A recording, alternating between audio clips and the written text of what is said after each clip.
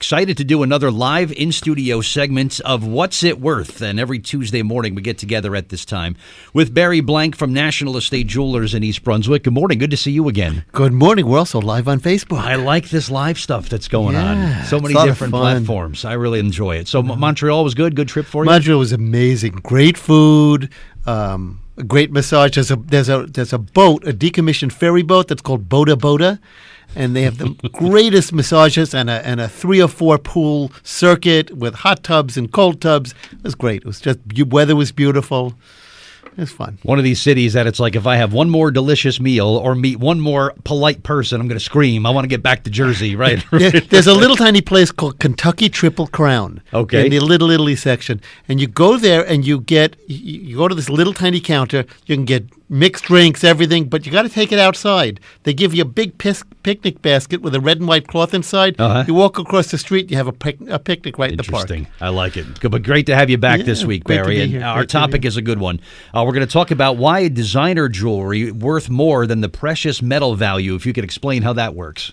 Well, you know what? Precious metals, I would say the components of jewelry are real, or anything manufactured, are the basic building blocks of the cost. But you take a piece of jewelry and you manufacture it in a small, manufacturing plant of no name, and you could put a certain markup on the labor, the cost of materials, and then you put a retail price on it. Sure. And you build in that nasty word called profit. Now, profit's important. However, take that identical piece of jewelry, and won't be identical, but because it's made by a high manufacturer like Tiffany & Company, Van Cleef & Arpels, Mauboussin, to name just a few, or even a Rolex watch. And there are copycats for these things that look similar, but you take that same piece of jewelry, and all of a sudden that $2,000 ring is $8,000 or $10,000 or $12,000 because it has that name Tiffany on it. Now, how did that happen? The question is, who did the marketing? Yeah. Why is a Louis Vuitton bag worth thousands or a Chanel bag worth $5,000, $10,000, $15,000, $20,000 or more $1,000? It's because there's a demand. And in designer jewelry and things like that, that's the most important thing in designer brands. You sell, I see jeans for $1,000 or more that are ripped and shredded and torn. I don't get it, but it's important because people want it for a reason. And the reason is how does it make them feel? I'd rather have a Tiffany ring than a ring from nothing. But they want the blue box. They want the marketing. They don't want the marketing. They want the feel that it gives them. Right. Well, I mean, if I see a movie star wearing a piece of jewelry at the Oscars, right away people talk about it, or someone who's holding a bag, people talk about, or that's right. You mentioned about the jeans. If I see a rock star wearing these jeans and all of a sudden they're in demand, there goes the price. It's supply and demand like everything else, right? It's supply and demand, and the word demand is key. If somebody in power, let's say a movie star, if Elizabeth Taylor would have started to wear cameos, mm-hmm. and big, even Victorian cameo, and they would be hot. Right. I think Johnny Carson once joked about on the opposite of a toilet paper shortage, which there is not. And there was no toilet paper in the stores. He created a demand. So if we were to say that there's a limit of cameos and they're really limited, all of a sudden they get hot. But designer jewelry has a following. It has a feel. Why does somebody want a Porsche and not a Chevy? Right. Why do some people who can't even afford Rolex watches wear them?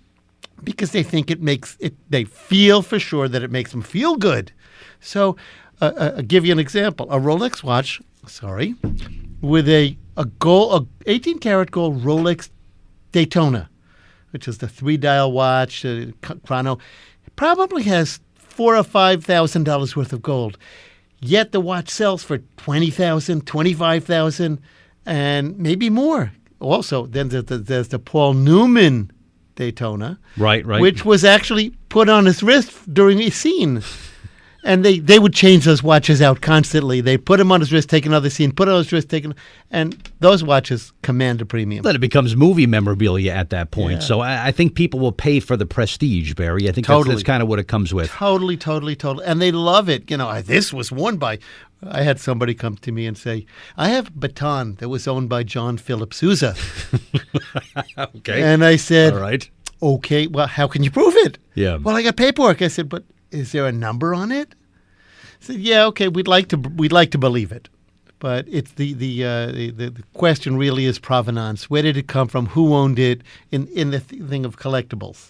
You had mentioned some pretty big names there, and I'm wondering about you. Let's take Rolex, for example, the environment for which these watches are manufactured. Why, it could be anything, I think, from what I imagine, a master jeweler at a bench painstakingly handcrafting these one at a time, or just a giant factory where they just kind of put them together. Is it somewhere in the middle where something like this is manufactured, the environment? Well, the environment is important, and the limit of the production. I mean, the Timex watches are sometimes in demand, even old ones. But in Rolex, they do limit their quantity. It is not it's made by hand, manufactured by hand, but it's not as individually developed as the Patek Philippe, which every single part is made by hand. Oh, is that right? Yeah, Patek Philippe, it's the king of all kings. Wow. In watches, and they're very, very expensive timepieces. I think of it like a Ferrari, where there's somebody just making one by hand, or a Rolls, or supposedly a Rolls Royce. Right. So it's a lot of fun. It's a business. I always use the word fun. I love what I do. It should be fun. I can tell you have this passion for your work, and you always have. And every day, like we talked about, every day is different at the store, and the people you encounter are great too, right? Yeah, we just actually had a couple in. They came to me 1 week, and you got 2 weeks ago on a Saturday, and they showed me, I think it's 38 pieces of jewelry, and they said, "Look," we need to go home after you tell us what it's worth, and we need to talk to everybody who thinks they want a piece, and then we'll come back." Well, they came back with all the pieces of jewelry a week later. Right. And it was a purchase of about $19,000 this past Saturday. And in it was a couple of pieces from Tiffany, some Cartier watches. A few weeks ago from somebody else, I bought some Bulgari pieces and some Van Cleef pieces. When I say pieces, I mean jewelry or watches or something like that. But it's that I love what I do. And we are very competitive. We try to be very competitive in our prices. The condition of the watch, how important is that? Is that to be in working condition? Doesn't have to be working. That's a great question. The thing with real estate is location, location, location. Mm-hmm. With jewelry, watches, and even coins and diamonds, it's condition, condition, and condition. So if a Rolex watch is brand new, never used, box and papers with all the tags and the pieces of plastic on it, it'll be 20-30% higher than if it was used, a little bit even. And then if you take it and you wear it out and break it, it's worth more than it would have for its precious metals, or unless it's stainless steel, then it's whatever value. But that value depends on what the cost of renovation is. Barry Blank is here. It is What's It Worth on WCTC. We get together in studio every Tuesday morning, talk about the world of collectibles and precious metals and some things that are sort of happening. Don't forget, today is the day of those free verbal evaluations at the store. How does that work, Barry? Somebody shows up with coins or jewelry, and they get to talk to somebody on your staff, and what's that process like? Well, the process is really, really simple. But you have to let us know that you just want to know, those 3 words, what's it worth? What's it worth? Right. You're not interested to sell it. Start off by saying that because we want to buy it. And if we know you don't want to sell it, or maybe there's a possibility you can sell it in the future, we're happy to do this. We love giving evaluations because people really don't know. And I told you many, many times, I have at least 4 or 5 people, maybe more now, that make their living from going to tag sales and garage sales. Wow. I mean, yeah. I was just at a house yesterday, and I found a gold watch in the middle of nothing, a gold men's wristwatch, and they said, "What's this worth?" I said, "What's $100 to $200 minimum?" I said, but they're also friends of mine. I've known them for like 20, 30 years, and they're most of the stuff in the house had very little value. Yeah. But it's got to be all sorts of things that come through that front door. It's all sorts of things. It has to be. I got sidetracked, but you come in, you tell us you're just looking for an evaluation. You sit down with either myself or Eric, Bob, or Jimmy, and we will work with you. And we'll separate it out. We'll tell you. We won't spend a whole day because we're not charging you, but we'll spend some time with you. And we'll tell you what is or isn't worth. If you want, we'll split it into different values, what we would pay and what the retail is. But if you need written evaluations, also known as appraisals, we'll do that for you also at a fee. Okay. And, that's fair. That's how it's done. Market prices today, how is their gold and silver prices looking this morning? Really, really good. Gold is around $1,400. Silver is around $1,400 per ounce of pure gold. Because sometimes people say to me, how much gold is there? And I say, well, it's about 2 ounces of gold. So, well, why isn't it worth 2 times the price of gold? I said, well, you got $1,300 an ounce, $1,390 an ounce, almost $1,400. Why isn't it worth $2,800? It's only 58.5% gold if it's 14 karat. Mm-hmm. So we're going to offer you around half of that. And that's why. But we're really, really, we do everything in front of you. We never let a piece of jewelry leave your sight. That's how it's done. That's how pros do it. You're right. That's how pros do it. You're right. Never let somebody walk out of your sight. I don't care how well you know them. Yeah. I offer people all the time when the diamond needs to be steamed, come with me. I'm going to go to the steamer, but come with me to the back and we'll wash it and steam it, and then you'll come back and you watch the whole process. Very cool. When you go on the road and meet with someone that has some things for you to review, do you have a radius around East Brunswick, or how far are you willing to travel typically? Depending on the value of the item, and I talk to them on the phone before I travel, but I've traveled many hours. I've even taken plane flights to look at jewelry. Have you? Yeah. Wow. One flight when I was a kid, before it was my own business, I went up to Canada. And it was in the middle of the winter. I can still remember. I was working for another company. I've been to Denver. I've been to Florida. I do travel. And you know what?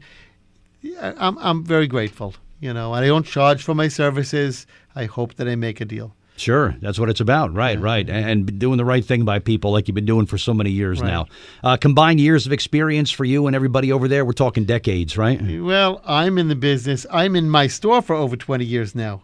I incorporated in 1999, so you could do the math around 20 years. Yeah, there's 20, right. But if my actual experience, because I grew up in the business, my grandfather was a jeweler, my uncle was a diamond setter, my mom and dad, my dad was a farm assistant. He retired and went into the Gemological Institute, got a degree in diamonds. Wow.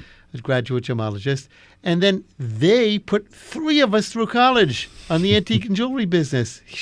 And you know what? And I said to them, I'll never do this. I'll never go into this business. Sure, I said, right. Yeah. I don't know. And when I graduated Stony Brook with a degree in psychology, my mom turns to me and she says, on the way back from graduation, what are you going to do with a degree in psychology? I said, I have no idea.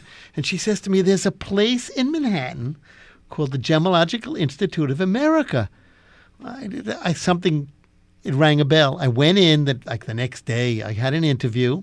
6 months later, I was enrolled. Wow. By the way, it was $1,500 or $1,600 when I did it.